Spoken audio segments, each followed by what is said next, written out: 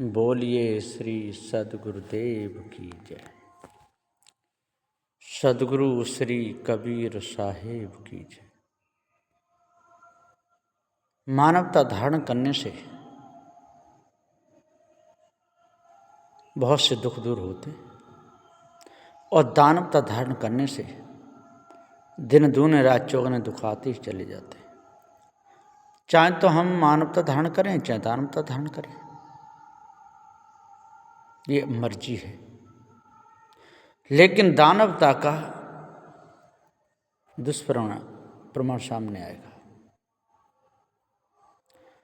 और मानवता का आपके सामने शुभ प्रमाण सामने आएगा। परिणाम हमारे कर्तव्य के ऊपर है। हम जैसा कर्तव्य करेंगे वैसा हमारे सामने परिणाम आएगा।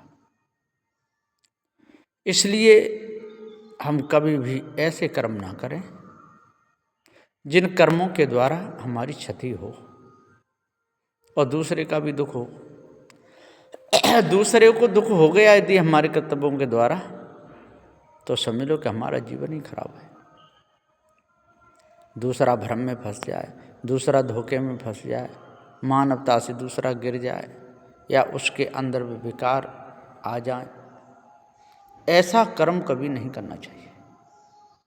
समझदार मनुष्य को बहुत सोच करके, समझ करके, विचार करके पग आगे बढ़ाना चाहिए।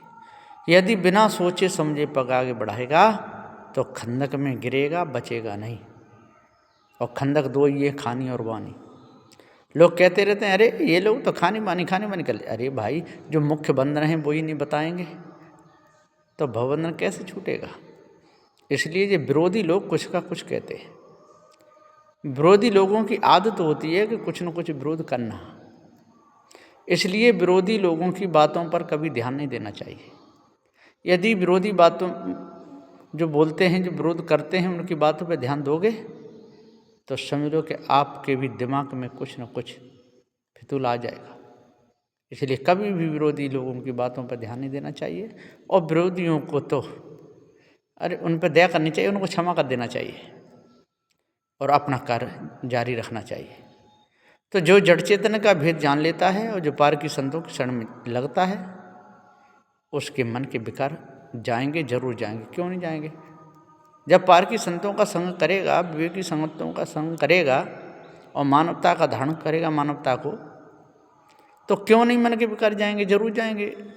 इसलिए सज्जनों, पार की संतों के शरण में लग करके जड़ चेतन के भेद को समझ लो, सारी समस्याओं का हल हो जाएगा। बस यहीं पर मैं अपनी वाणी को विराम देता हूँ। बोलिए श्री सद्गुरुदेव की जय।